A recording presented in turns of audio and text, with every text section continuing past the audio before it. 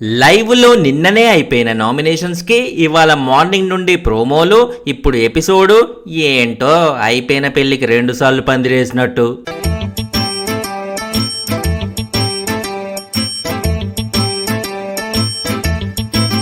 ప్రేరణ nominate చేసింది నిఖిల్ని. Breakfast వేరే టోల్తో చేయించుండ్రు, lunch కూడా చేయలేకపోయిండ్రు అని. కానీ నిఖిల్ ఇచ్చిన ఎక్స్ప్లెనేషన్ కి ఎగ్జామినేషన్ సెంటర్ లో లాగా సైలెన్స్ అవ్వాల్సి వచ్చింది. ఎవరు దొరక్క వేసాన్లే అని దొరికిపోవాల్సి వచ్చింది. నెక్స్ట్ సీతాని కూడా నామినేట్ చేస్తూ టాస్క్ ఇస్తే హట్ అవ్వుడేంది, చెయ్యాలి కదా అన్నది. కరెక్టేగా, బిగ్ బాస్ అంటే ఈ నైనిక క్లాన్ వాళ్ళు అందరూ పాప్కార్న్ తింటూ పత్తేసాలు వేస్తే సరిపోద్ది అనుకున్నారా ఏంది? పని చెప్తే పరారైతుండ్రు, వాడుతూ చూపలేక హర్ట్ అవుతుండ్రు. ఈ గ్యాప్ లో చిన్న అద్భుతమైన లాజిక్ కూడా తీసింది సీతక్క. డస్ట్బిన్ కి నేను హర్ట్ అవ్వద్దంటే మరి ఆదిత్య భయ్య వాడిన టవలు నువ్వు తుక్కొని వాడుకోవచ్చు కదమ్మా, నువ్వెందుకమ్మా హర్ట్ అయినావు అని. కానీ మ్యాటర్ ఏంటంటే అక్క, ఆదిత్య భయ్య ప్రేరణ టవల్ వాడింది నార్మల్గా, టాస్క్లో కాదు. బిగ్ బాస్ టాస్క్ అంటే చిన్నప్పుడు స్కూల్లో పెట్టినట్టు రన్నింగ్ రేసు, ఒంగులు దూకుళ్ళు మాత్రమే కాదు, మనం మెంటల్ స్ట్రెంగ్త్ తెలుసుకోవడానికి చేసే టాస్కులు కూడా. లైక్ ఇలా ఒక క్లాన్ వాళ్ళు చెప్పే పనులు మరో క్లాన్ వాళ్ళు చేసుడు కూడా, ఇలా అన్ని టాస్కులే.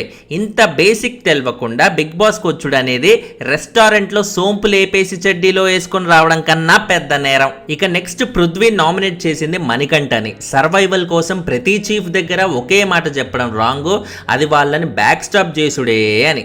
అది బ్యాక్ స్టాప్ ఎప్పుడైతుంది? మణికంఠ ఒకవేళ ఒక క్లాన్లోకి వెళ్ళిపోయి పక్క క్లాన్కి సపోర్ట్ ఇస్తా అంటే, అంతేగాని ఏ క్లాన్లోకో అని ఫిక్స్ అవ్వకముందే సర్వైవల్ కోసం 100 చెప్తారు భయ్యా. అది బ్యాక్ స్టాపింగ్ ఎట్లయితే చెప్పు. ఇప్పుడు ఇంటర్వ్యూకి వెళ్తే ఈ జాబ్ ఎందుకురా అంటే నా గ్రోత్ అండ్ కంపెనీ గ్రోత్కి సార్ అంటావు. ఒక కంపెనీలో గ్రోత్ అని చెప్పి ఇంకో కంపెనీలో పాపలు బాగున్నారు సార్ అందుకే అని చెప్పలేవుగా. ఆ కంపెనీలో కూడా కంపెనీ గ్రోత్ కోసమే సార్ అని చెప్పాలి. అట్లా చెప్తేనే కంపెనీ ఇంప్రెస్ అవ్వనీకి స్కోప్ ఉంటుంది. బాడీ ఉన్నోడికి బుర్ర ఉండదంట. పృథ్వీని చూస్తుంటే నిజమే అనిపిస్తుంది కదా. అండ్ నైనికాని కూడా పృథ్వీ నామినేట్ చేస్తూ చీఫ్గా ఫెయిల్ అయింది. కన్ఫెషన్ రూమ్లో అబ్జెక్ట్ చేయకుండా అగ్రీ చేసింది యష్మి పెట్టిన కండిషన్లన్నిటికీ అని చెప్పిండు. కన్ఫెషన్ రూమ్లో బిగ్ బాసే యష్మికి ఆ బంపర్ ఆఫర్ ఇస్తుంటే నైనిక అబ్జెక్ట్ చేస్తే అది యష్మిని కాదు కదా, డైరెక్ట్గా బిగ్ బాస్ని అబ్జెక్ట్ చేసినట్టు కదా.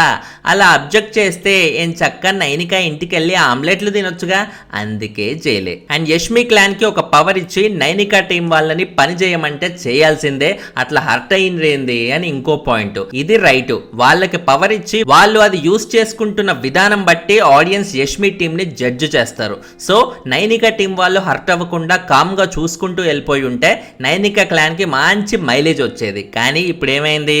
చేతిలో క్యాబేజ్ కూడా మిగలలేదు. అండ్ నిఖిల్తో విష్ణు అంటుంది సోనియా గురించి, మీ ఇద్దరి ఫ్రెండ్షిప్ గురించే కదా నేను అడిగింది, దానికి ఎందుకు హర్ట్ అయింది అని. ఇప్పుడు మొన్నటిదాకా తన్నుకొని ఇప్పుడేంటి బాగా మాట్లాడుకుంటున్నారు అని అడిగితే అది కొంట ప్రశ్నే అని తెలుసుకోలేకపోనీకి సోనియా ఏమన్నా స్కూల్ పిల్లనా? అఫ్ కోర్స్ ఇసుంటి అన్ని మధ్య స్కూల్ పిల్లలే ఎక్కువ చేస్తుండ్రు, అది వేరే విషయం అనుకో. కానీ ఇక నబీల్ నామినేషన్ చేసిండు నిఖిల్ని. చీఫ్ అంటే రెస్పాన్సిబుల్ ఉండాలి అని. వాళ్ళ క్లాన్లో బేబక్క సోనియా కొట్టుకుంటుంటే నిఖిల్ వెళ్ళి సాల్వ్ చేయాలంట. ఇప్పుడు చీఫ్ అంటే బిగ్ బాస్ టాస్క్లు ఇచ్చినప్పుడు వాళ్ళని సరైన విధంగా గైడ్ చేసుడు, డ్యూటీస్ అప్పచెప్పుడు మాత్రమే. అంతేగాని నువ్వు ప్యాంట్ వేసుకో హోయ్, నువ్వు షర్ట్ వేసుకో హోయ్, చీఫ్ వస్తుండు రఫ్ ఆడిస్తుండు అని పాడనీకే కాదు. అది వాళ్ళ పర్సనల్ మ్యాటర్. ఆ పర్సనల్ మ్యాటర్లో లొల్లి జరుగుతుంటే అది పెద్దరికం చేయనికి నిఖిల్ మాత్రమే కాదు, హౌస్లో ఎవ్వరికైనా అంతే రైట్స్ ఉంటాయి. ఇన్ఫ్యాక్ట్ నబీల్కి కూడా ఉంటాయి. సో ఆయన ఇంట్లో డీజే పెట్టుకొని బయట పోతున్న కూరగాయల వాళ్ళని అర్సాకు అర్సాకు అని చెప్పినట్టు ఉంది ఇది. అండ్ నబీల్ నెక్స్ట్ పృథ్వీని కూడా నామినేట్ చేసిండు, ఇర్రెస్పాన్సిబుల్ ఉండని. బేసిక్ గా టవల్ డైనింగ్ చైర్ పైన వేసుడు, షూ వేసుకొని ఫర్నిచర్ పైన కాలు పెట్టుడు, ఇసుంటి పాయింట్స్ అన్ని జనాలకి సెల్లి అనిపిస్తాయి. బట్ కలిసే ఉంటున్న తోటి కంటెస్టెంట్స్ కి మ్యాటర్ అవుతాయి. సో నాకు సంబంధించినంత వరకు ఏ ఇష్యూ అయినా చూసే జనాలకి మ్యాటర్ అవుతేనే నామినేషన్ లో అది స్ట్రాంగ్ పాయింట్ అవుతుంది. ఎందుకంటే ఓట్లు వేసేది వాళ్ళే కాబట్టి. అయినా నబీల్ చెప్పిన రీజన్ గురించే మాట్లాడుకుంటే, ఫర్నిచర్ పైన షూతో కాలు పెడితే అక్కడ ఏమైనా కూర్చుంటుండ్రా తింటుండ్రా అని రివర్స్ క్వశ్చనింగ్ చేస్తాడేంటి పృథ్వీ? నలుగురు కలిసి ఉంటున్న చోట ఇతరులకి ఇబ్బంది కలగకుండా మెలుగుడు కామన్ కామన్ సెన్స్. బిగ్ బాస్లో ఫుడ్ లిమిటెడ్ ఉంటుంది, కర్రీ ఒక్కొక్కరికి ఒక్కసారే వస్తుంది అని తెలుసుకోవడం కామన్ సెన్స్. నాకు కర్రీ సపరేట్గా తింటా కాబట్టి అలా తింటా, ప్లస్ అన్నంలోకి కూడా మళ్ళా తింటా అనుడు న్యూ సెన్స్. కామన్ సెన్స్ లేకుండా న్యూ సెన్స్ చేసే ఇసుంటి క్యాండిడేట్స్ కి కుంభీ పాకం పెట్టాల్సిందే. నెక్స్ట్ నైనిక నామినేట్ చేసింది ప్రేరణని, ద సేమ్ డస్ట్బిన్ ఇష్యూ. కానీ అది నామినేషన్ లాగా కాదు, శ్రీకాంత్ అడ్డాల సినిమా సెలబ్రేషన్ లాగా ఉంది. ఐ లవ్ యూ టూ అని ఎంత ముద్దుగా చెప్పుకున్నారు. సీతమ్మ వాకిట్. ఓకే. నెక్స్ట్ పృథ్వీని కూడా నైనిక నామినేట్ చేస్తూ డస్ట్బిన్ లొల్లిలో ఈయన స్టాండ్ తీసుకోవాలంట, హౌస్ లో సేఫ్ ఆడుతూ సైడ్ కి కూర్చుంటున్నాడంట. ఈ పాయింట్లు చెప్తూ ఆమె అయిన కన్ఫ్యూజన్ కి మనం రివ్యూ చెప్పుకుంటూ పోతే నేను చెప్పిన రీజన్ లో ఇంత మీనింగ్ ఉందా అని బయటకు వచ్చి ఈ రివ్యూ విన్న నైనిక మళ్ళా కన్ఫ్యూజన్ లో పడుతుంది. ఎందుకు వచ్చింది చెప్పురి ఒక ఆడబిడ్డను కన్ఫ్యూజన్ చేసుడు. ఇక నిఖిల్ ప్రేరణని నామినేట్ చేసిండు, మళ్ళా ద సేమ్ డస్ట్బిన్ ఇష్యూ. ఈ లెక్కని ఈ సీజన్ కి లోగోని కూడా డస్ట్బిన్ లాగా డిజైన్ చేస్తే అయిపోద్ది కదా. యాక్చువల్లీ నిఖిల్ పాయింట్ ఏంటంటే తనకేమైనా చెప్పాలనిపిస్తే చెప్పేయాలి, డెసిషన్ కరెక్టా కాదా అని పక్కన వాళ్ళని అడగొద్దు అని. ఇన్ఫాక్ట్ పృథ్వీని కూడా నిఖిల్ ఇదే పాయింట్ మీద నామినేట్ చేసిండు, సొంతంగా చెయ్యి పక్కన వాళ్ళ ఒపీనియన్ మీద కాదు అని. కానీ రైటో రాంగో మనకి కన్ఫ్యూజన్ ఉన్నప్పుడు సెకండ్ ఒపీనియన్ కోసం రియల్ లైఫ్లో ఎలాగైతే పక్కన వాళ్ళని అడుగుతామో వీళ్ళిద్దరికి కూడా అలవాటు ఉంది. అలా అడిగితే ఇంటరాక్ట్ అవుతూ బాండింగ్ పెరుగుద్ది కదా. అడగకుండా సొంతంగా చేస్తే బోల్తా పడతామేమో కదా, అడిగి చేస్తే సొంత డెసిషన్ కాదు అని ఇలా నామినేషన్ కూడా పడొద్దు కదా. దీన్ని బట్టి మీకు ఏమర్థమైంది? బిగ్ బాస్ హౌస్లో తుమ్మినా దగ్గినా నవ్వినా ఏడ్చినా ఏం చేసినా అసలు ఏం చేయకపోయినా కూడా రంగు పడుద్ది. సిద్ధమైతేరా, తట్టుకోకుంటే పో, అంతే. Simple theory Bigg Boss contestant అవనీకి. ఇక ఫైనల్లీ యష్మికి స్పెషల్ పవర్ ప్రేరణని విష్ణుతో స్వాప్ చేసింది. బిగ్ బాస్ నుండి వచ్చిన కమాండ్కి విష్ణు అలా హర్ట్ అయి పనులు చేయకుండా ఉండొద్దు అనే లాజిక్ మీద.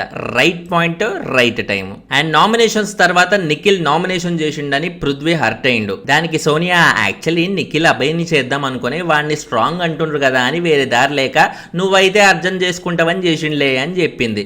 అంతే కదా, మనోడు అని ఒక మనిషిని ఓన్ చేసుకున్నప్పుడు ఒక మాటన్నా పడతాడు, వేరే టోల్తో రిస్క్ ఎందుకు అని ఒక స్టెప్ తీసుకుంటారు. కానీ అలా స్టెప్ తీసుకున్నప్పుడు దానికి కూడా హర్ట్ అయితే దోస్తీకి మీనింగ్ ఏముంటది భయ్యా.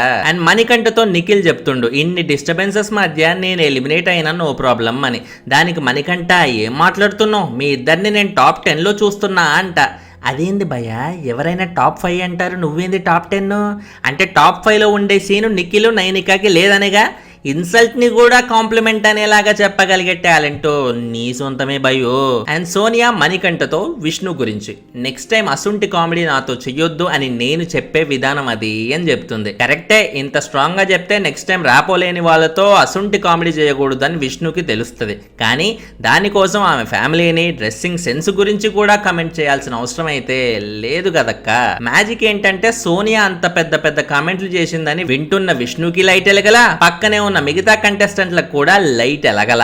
ఎలక్ట్రిసిటీ ప్రాబ్లమ్ ఏమో. అర్జెంటుగా వీకెండ్ ఎపిసోడ్లో నాగార్జున గారి ఇన్వర్టర్ పెట్టించాల్సిందే వీళ్ళందరికీ.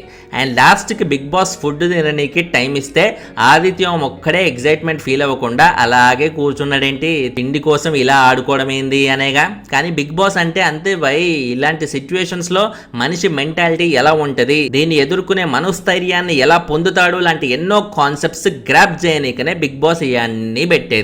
అది తెలుసుకోవాలి కదా బ్రో. తిండి కోసం వెంపర్లాడడం, తన్నుకోనికి సిచ్యువేషన్ ఇవ్వడం, everything is part and parcel of Bigg Boss మామ. దాన్ని అర్థం చేసుకుంటే ముందుకెళ్తారు.